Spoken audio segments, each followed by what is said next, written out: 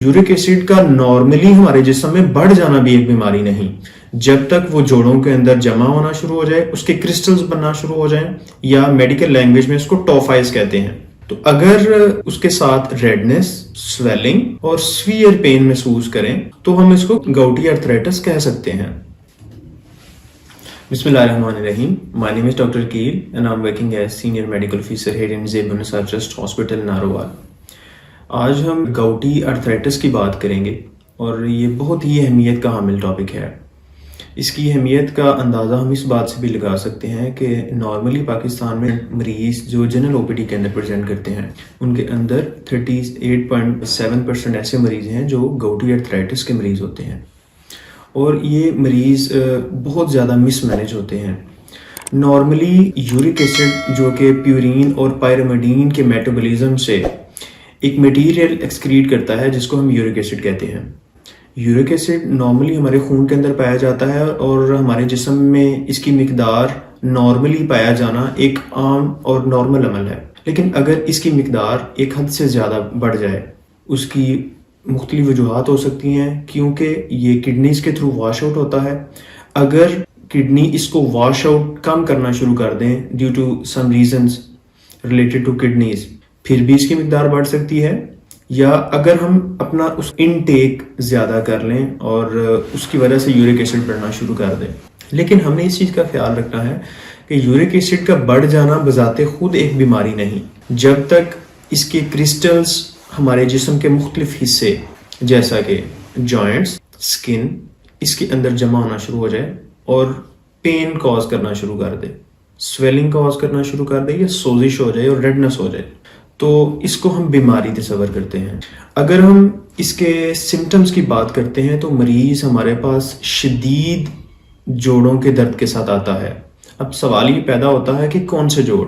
ज़्यादातर जो most likely locations हैं गाउटी आर्थराइटिस की, सबसे कॉमन उसमें बिग टो से मुराद हमारे पाँव का अंगूठा, उसकी बेस पे स्वेलिंग हो जाए, लालगी आ जाए और शदीद पेन हो। इसके अलावा फुट की दरमियानी जगह और टखना। इसके अलावा नी जॉइंट्स के अंदर भी सेम रेडनेस हो सकती है, स्वेलिंग हो सकती है और पेन हो सकती है। इसके साथ साथ फीवर, जिस्म में generalised body weakness, generalised body aches, ये भी बहुत कॉमन सिम्टम्स हैं। ये हमने बहुत मोस्ट लाइकली लोकेशंस की बात की है। इसके अलावा हमारे रिस्ट जॉइंट्स, एल्बो जॉइंट्स और शोल्डर जॉइंट्स भी इन्वॉल्व हो सकते हैं।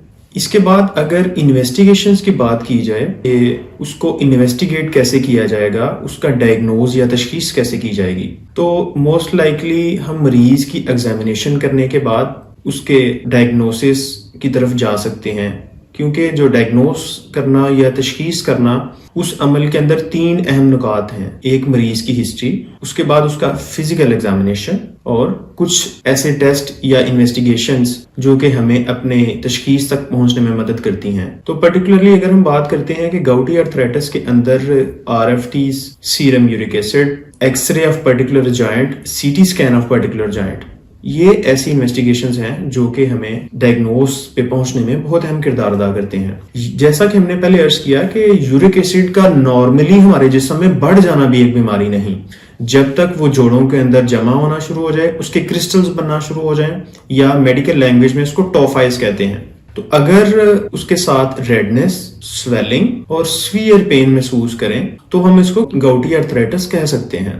उसके असरात हमारे जिस्म के अंदर, अगर 1 साल में अगर आपको ये गाउटी आर्थराइटिस की बीमारी लाहक है और पहला जो उसका अटैक है वो आपको 1 साल के अंदर महसूस हो, उसके बाद काफी अरसा आपका पेन फ्री गुजर जाए, दूसरा अटैक पहले अटैक से निस्बतन कम अरसे के बाद महसूस करें, 2 साल बाद, 3 साल बाद या 4 साल बाद भी आ सकता है।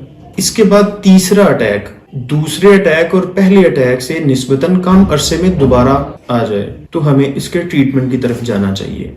ट्रीट करना गाउटी आर्थराइटिस को इटसेल्फ एक चैलेंज है। उसके कुछ बेसिक निकात हैं जिनको ट्रीटमेंट करते वक्त फिजिशियन जो हैं वो मद्देनजर रखते हैं। अगर 1 साल में 2 या 2 से ज्यादा दफा आपको किसी पर्टिकुलर जॉइंट के अंदर स्वेलिंग, सोजिश और पेन महसूस करें और आपकी लैब्स भी इसको सपोर्ट करें, لیبس کے اندر جو موسٹ امپورٹنٹ ہے وہ ہم نے عرض کیا سیرم یورک ایسڈ، اور ایکس رے یا سی ٹی اسکین کے اندر ہمیں جوائنٹ ڈیفارمٹی نظر آئے تو ہم اس کو ٹریٹ کرتے ہیں۔